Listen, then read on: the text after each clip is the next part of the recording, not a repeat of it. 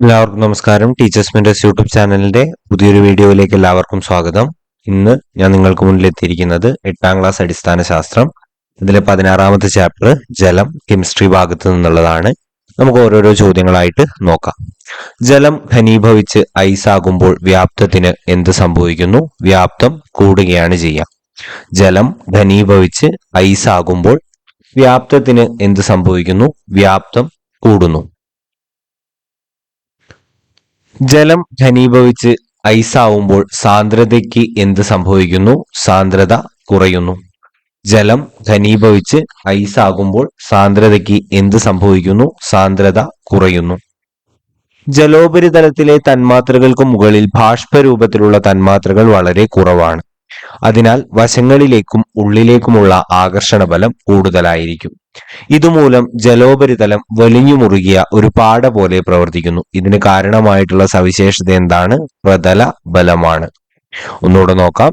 ജലോപരിതലത്തിലെ തന്മാത്രകൾക്ക് മുകളിൽ ബാഷ്പരൂപത്തിലുള്ള തന്മാത്രകൾ വളരെ കുറവാണ്. അതിനാൽ വശങ്ങളിലേക്കും ഉള്ളിലേക്കുമുള്ള ആകർഷണ ബലം കൂടുതലായിരിക്കും. ഇതുമൂലം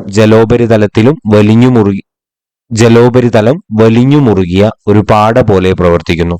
ഇതിന് കാരണമായിട്ടുള്ള സവിശേഷത പ്രതലബലമാണ്.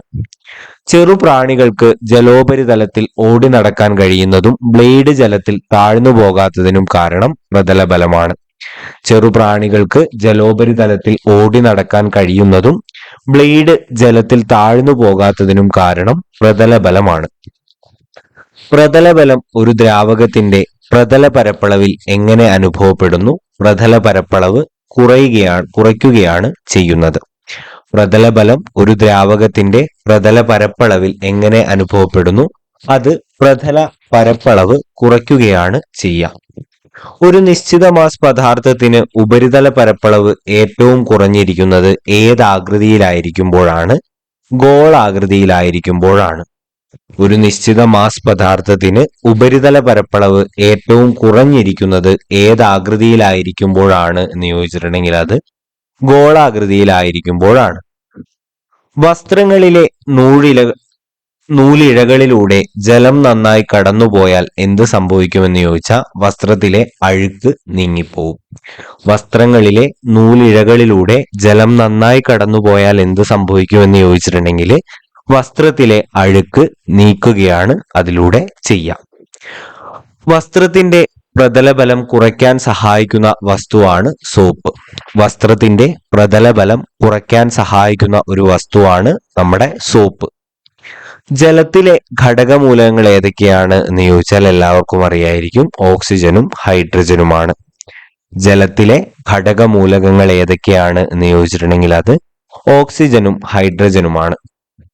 ജലത്തിലൂടെ വൈദ്യുതി കടത്തിവിട്ട് ഘടകങ്ങളാക്കി തിരിക്കുന്ന മാർഗമാണ് വൈദ്യുത വിശ്ലേഷണം. ജലത്തിലൂടെ വൈദ്യുതി കടത്തിവിട്ട് ഘടകങ്ങളാക്കി തിരിക്കുന്ന മാർഗമാണ് വൈദ്യുത വിശ്ലേഷണം. സാധാരണ അന്തരീക്ഷ മർദ്ദത്തിൽ ഒരു ദ്രാവകം തിളയ്ക്കുന്ന താപനില ആ ദ്രാവകത്തിന്റെ എന്താണെന്ന് ചോദിച്ചാൽ തിളനിലയാണ്. സാധാരണ അന്തരീക്ഷ മർദ്ദത്തിൽ ഒരു ദ്രാവകം തിളയ്ക്കുന്ന താപനില ആ ദ്രാവകത്തിന്റെ എന്താണ് എന്ന് ചോദിച്ചിട്ടുണ്ടെങ്കിൽ തിളനിലയാണ്. ജലത്തിന്റെ തിളനില എത്രയാണ് എന്ന് ചോദിച്ചാൽ 100 ഡിഗ്രി സെൽഷ്യസ് ആണ്. ജലത്തിന്റെ തിളനില എത്രയാണ് എന്ന് ചോദിച്ചാൽ 100 ഡിഗ്രി സെൽഷ്യസ്. മർദ്ദം കൂടുമ്പോൾ ജലത്തിന്റെ തിളനിലയ്ക്ക് എന്ത് സംഭവിക്കുന്നു? ഉയരുന്നു. മർദ്ദം കൂടുമ്പോൾ ജലത്തിന്റെ തിളനിലയ്ക്ക് എന്ത് സംഭവിക്കുന്നു? മർദ്ദം കൂടുമ്പോൾ തിളനില ഉയരുകയാണ് ചെയ്യുക. പ്രഷർ കുക്കറിലെ ജലം തിളയ്ക്കുന്ന താപനില 120 ഡിഗ്രി സെൽഷ്യസ് ആണ്. പ്രഷർ കുക്കറിലെ ജലം തിളയ്ക്കുന്ന താപനില 120 ഡിഗ്രി സെൽഷ്യസ്. ഒരു ദ്രാവകം ബാഷ്പമായി മാറുന്ന പ്രവർത്തനമാണ് ബാഷ്പീകരണം. ഒരു ദ്രാവകം ബാഷ്പമായി മാറുന്ന പ്രവർത്തനമാണ് ബാഷ്പീകരണം എന്ന് പറയുന്നത്. അന്തരീക്ഷ മർദ്ദത്തിൽ 100 ഡിഗ്രി സെൽഷ്യസിനും 0 ഡിഗ്രി സെൽഷ്യസിനും ഇടയിലുള്ള താപനിലകളിൽ ജലം ഏതവസ്ഥയിൽ സ്ഥിതി ചെയ്യുന്നു എന്ന് ചോദിച്ചാൽ ദ്രാവകാവസ്ഥയിലാണ് സ്ഥിതി ചെയ്യുന്നത്. അന്തരീക്ഷ മർദ്ദത്തിൽ 0 ഡിഗ്രി സെൽഷ്യസിനും 100 ഡിഗ്രി സെൽഷ്യസിനും ഇടയിലുള്ള നിലകളിൽ ജലം ഏത് അവസ്ഥയിൽ സ്ഥിതി ചെയ്യുന്നു എന്ന് ചോദിച്ചിട്ടുണ്ടെങ്കിൽ ദ്രാവകാവസ്ഥയിലാണ് സ്ഥിതി ചെയ്യുന്നത്. ഉയർന്ന പർവ്വത പ്രദേശങ്ങളിൽ ജലം തിളയ്ക്കുന്നത് ഏത് താപനിലയിലാണ് എന്ന് ചോദിച്ചാൽ 100 ഡിഗ്രി സെൽഷ്യസിന് താഴെയാണ്. ഉയർന്ന പർവ്വത പ്രദേശങ്ങളിൽ ജലം തിളയ്ക്കുന്നത് ഏത് താപനിലയിലാണ് എന്ന് ചോദിച്ചിട്ടുണ്ടെങ്കിൽ 100 ഡിഗ്രി സെൽഷ്യസിന് താഴെയാണ് ഉയർന്ന പർവ്വത പ്രദേശങ്ങളിൽ ജലം തിളയ്ക്കുന്നത്. മറ്റു പദാർത്ഥങ്ങളെ അപേക്ഷിച്ച് ഉയർന്ന താപം താങ്ങാനുള്ള കഴിവ് ജലത്തിനുണ്ട്. ഈ കഴിവിനെ അറിയപ്പെടുന്നത് താപധാരിത എന്നാണ്. ശ്രദ്ധിച്ചു കേൾക്കുക. മറ്റു പദാർത്ഥങ്ങളെ അപേക്ഷിച്ച് ഉയർന്ന താപം താങ്ങാനുള്ള കഴിവ് ജലത്തിനുണ്ട്. ഈ കഴിവിനെ പറയുന്നത് താപധാരിത എന്നാണ്. ജലം ഐസായി മാറുന്ന താപനില എത്രയാന്ന് ചോദിച്ചാൽ 0 ഡിഗ്രി സെൽഷ്യസ് ആണ്. ജലം ഐസായി മാറുന്ന താപനില 0 ഡിഗ്രി സെൽഷ്യസ്. ഒരു ദ്രാവകം സാധാരണ അന്തരീക്ഷ മർദ്ദത്തിൽ തണുത്തുറഞ്ഞ് ഖരമായി മാറുന്ന താപനില അറിയപ്പെടുന്നത് ഖരാങ്കം എന്നാണ്. ഒരു ദ്രാവകം സാധാരണ അന്തരീക്ഷ മർദ്ദത്തിൽ തണുത്തുറഞ്ഞ് ഖരമായി മാറുന്ന താപനില അറിയപ്പെടുന്നത് ഖരാങ്കം എന്നാണ്. ജലത്തിന്റെ ഖരാങ്കം 0 ഡിഗ്രി സെൽഷ്യസ് ആണ്. ജലത്തിന്റെ ഖരാങ്കം 0 ഡിഗ്രി സെൽഷ്യസ്.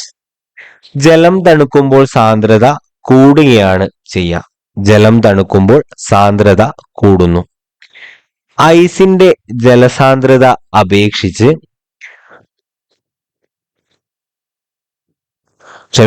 ഐസിന്റെ സാന്ദ്രത ജലത്തെ അപേക്ഷിച്ച് കുറവായിരിക്കും. ഐസിന്റെ സാന്ദ്രത ജലത്തെ അപേക്ഷിച്ച് കുറവായിരിക്കും.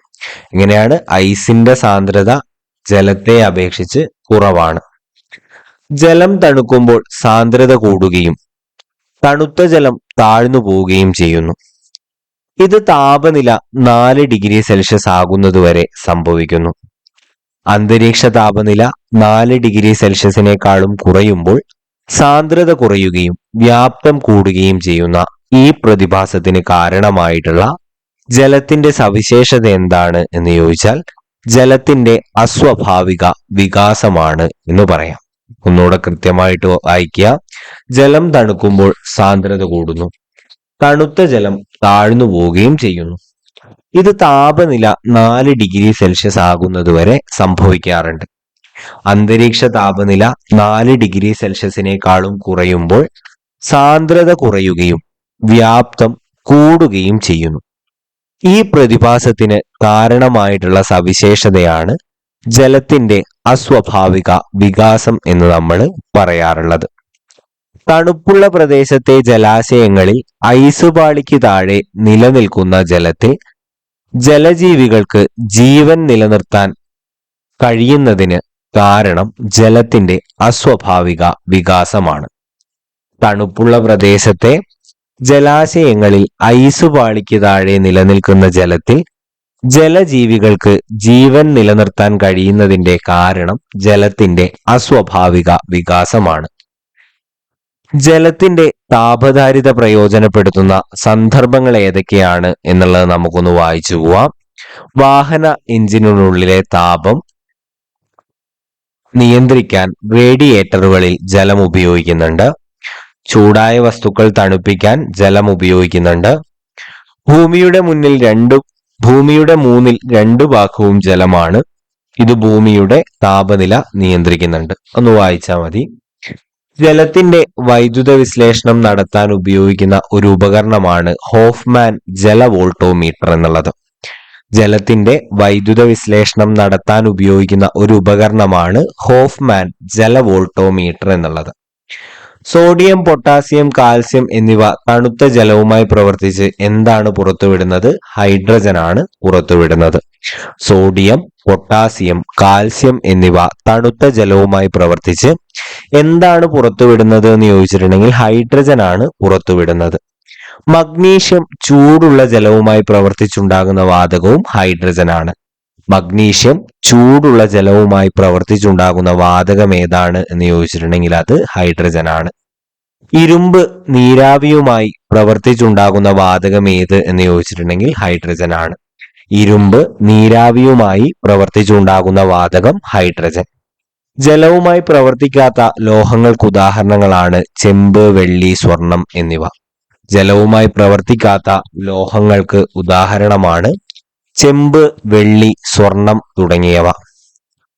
ശുദ്ധജലത്തിന് ആസിഡിന്റെയോ ആൽക്കലിയുടെയോ സ്വഭാവമില്ലാത്തതിനാൽ ജലം എന്ത് തരം ലായകമാണ് എന്ന് ചോദിച്ചിട്ടുണ്ടെങ്കിൽ നിർവീര്യ ലായകമാണ്.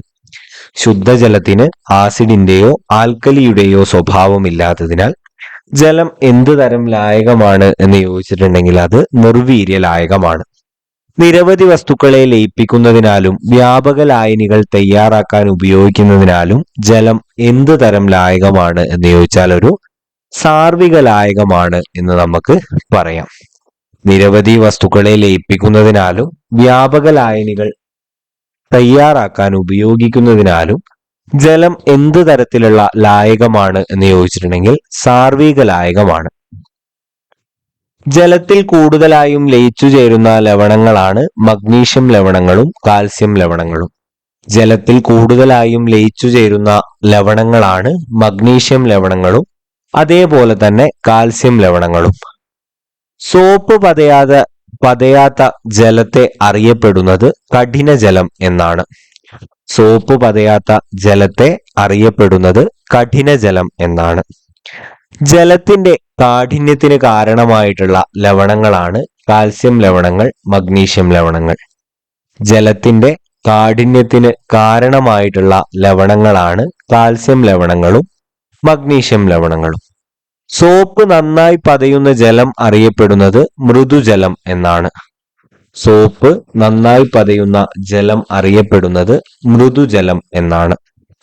ബൈകാർബണേറ്റ് കലർന്ന ജലത്തിന്റെ കാഠിന്യം തിളപ്പിച്ചപ്പോൾ മാറി. ഇത്തരം ജലകാഠിന്യം അറിയപ്പെടുന്നത് താൽക്കാലിക കാഠിന്യം എന്നാണ്. അപ്പൊ തിളപ്പിച്ചു കഴിയുമ്പോൾ ആ ഒരു കാഠിന്യം മാറുന്നുണ്ടെങ്കിൽ അതിനെ താൽക്കാലിക കാഠിന്യം എന്ന് പറയും. ബൈകാർബണേറ്റ് കലർന്ന ജലത്തിന്റെ കാഠിന്യം തിളപ്പിച്ചപ്പോൾ മാറി. ഇത്തരം ജലകാഠിന്യം അറിയപ്പെടുന്നത് താൽക്കാലിക കാഠിന്യം എന്നാണ്. ജലത്തിന്റെ കാഠിന്യത്തിന് കാരണം അതിൽ ലയിച്ചു ചേർന്ന കാൽസ്യം, മഗ്നീഷ്യം ബൈകാർബണേറ്റുകളാണ്. ജലത്തിന്റെ കാഠിന്യത്തിന് കാരണം എന്താണെന്ന് ചോദിച്ചാൽ ആ ഒരു ജലത്തിൽ ലയിച്ചു ചേർന്ന കാൽസ്യം, മഗ്നീഷ്യം ബൈകാർബണേറ്റുകളൊക്കെയാണ്. ജലത്തിന്റെ സ്ഥിര കാഠിന്യത്തിനു കാരണം കാൽസ്യത്തിന്റെയും മഗ്നീഷ്യത്തിന്റെയും ക്ലോറൈഡുകളുടെയും സൾഫേറ്റുകളും ഒക്കെയാണ്. ജലത്തിന്റെ സ്ഥിര കാഠിന്യത്തിന് കാരണം കാൽസ്യം, അതേപോലെ മഗ്നീഷ്യം, അതിന്റെ ക്ലോറൈഡുകളും സൾഫേറ്റുകളുമാണ്. ജലത്തിന്റെ സ്ഥിര കാഠിന്യത്തിന് കാരണം എന്താണെന്ന് ചോദിച്ചാൽ കാൽസ്യത്തിന്റെയും മഗ്നീഷ്യത്തിന്റെയും ക്ലോറൈഡുകളും സൾഫേറ്റുകളുമാണ്. തിളപ്പിച്ച് മാറ്റാൻ സാധിക്കാത്ത ജലകാഠിന്യമാണ് സ്ഥിരകാഠിന്യം. തിളപ്പിച്ചു മാറ്റാൻ സാധിക്കാത്ത ജലകാഠിന്യമാണ് സ്ഥിരകാഠിന്യം എന്ന് നമുക്ക് പറയാൻ പറ്റുക. ഹൈഡ്രജൻ ആറ്റങ്ങൾക്ക് പകരം ഹൈഡ്രജന്റെ ഐസോട്ടോപ്പായ ഡ്യൂട്ടീരിയം അടങ്ങിയിരിക്കുന്ന ജലം ഘനജലം എന്നാണ് അറിയപ്പെടുക. ഹൈഡ്രജൻ ആറ്റങ്ങൾക്ക് പകരം ഹൈഡ്രജന്റെ ഐസോട്ടോപ്പായ ഡ്യൂട്ടീരിയം അടങ്ങിയിരിക്കുന്ന ജലമാണ് ഘനജലം. ന്യൂക്ലിയർ റിയാക്ടറുകളിൽ ഉപയോഗിക്കുന്ന ജലം ഘനജലമാണ്. ന്യൂക്ലിയർ റിയാക്ടറുകളിൽ ഉപയോഗിക്കുന്ന ജലം ഘനജലം. ഘനജലം നിർമ്മിക്കാൻ ഉപയോഗിക്കുന്ന ഹൈഡ്രജന്റെ ഐസോട്ടോപ്പ് ഡ്യൂട്ടീരിയമാണ്. ഘനജലം നിർമ്മിക്കാൻ ഉപയോഗിക്കുന്ന ഹൈഡ്രജന്റെ ഐസോട്ടോപ്പ് ഡ്യൂട്ടീരിയം. ജലം മലിനീകരിക്കപ്പെടുന്നത് എപ്പോഴാണ് എന്ന് ചോദിച്ചാൽ അത് ഓക്സിജന്റെ അളവ് കുറയുമ്പോഴാണ്. ജലം മലിനീകരിക്കപ്പെടുന്നത് എപ്പോഴാണ് എന്ന് ചോദിച്ചിട്ടുണ്ടെങ്കിൽ അത് ഓക്സിജന്റെ അളവ് കുറയുമ്പോഴാണ്. ജലമലിനീകരണത്തിന്റെ കാരണങ്ങൾ എന്തൊക്കെയാണെന്ന് ചോദിച്ചിട്ടുണ്ടെങ്കിൽ ജലസ്രോതസ്സുകളിൽ മാലിന്യങ്ങളുടെ നിക്ഷേപം അതിന് കാരണമാണ്. അമിത രാസവള പ്രയോഗം ജലമലിനീകരണത്തിന് കാരണമാണ്. ഡിറ്റർജന്റുകളുടെ അമിത ഉപയോഗം ജലമലിനീകരണത്തിന് കാരണമാണ്. ജലത്തിൽ അലിഞ്ഞു ചേർന്ന കീടനാശിനികളും ജലമലിനീകരണത്തിന് കാരണമാണ് എന്നുള്ളത് തിരിച്ചറിയാം. ഇത്രയുമാണ് ഈ ഒരു ചാപ്റ്ററിൽ പ്രധാനമായിട്ടും ഡിസ്കസ് ചെയ്യാനുള്ള പോയിന്റ്സ്. കാര്യങ്ങളൊക്കെ കൃത്യമായിട്ട് മനസ്സിലായിട്ടുണ്ട് എന്ന് തോന്നുന്നു. എളുപ്പമുള്ള ഭാഗമാണ്. അതുകൊണ്ട് ഓരോ ചോദ്യവും നന്നായിട്ടൊന്ന് പഠിച്ചു വെച്ചാൽ തന്നെ നമുക്ക് ഉത്തരം എഴുതാൻ പറ്റും. ഇനി പരീക്ഷകളുടെ ദിവസമാണ്. നന്നായിട്ട് പഠിക്കുക. All the best and have A nice day. Channel subscribe ചെയ്യുന്ന കാര്യം പരിഗണിക്കുക. നിങ്ങളുടെ അഭിപ്രായങ്ങൾ കമന്റ് ബോക്സിൽ എഴുതുക. വീഡിയോ ഇഷ്ടപ്പെട്ടിട്ടുണ്ടെങ്കിൽ ലൈക്ക് കൂടെ ചെയ്യുക. താങ്ക്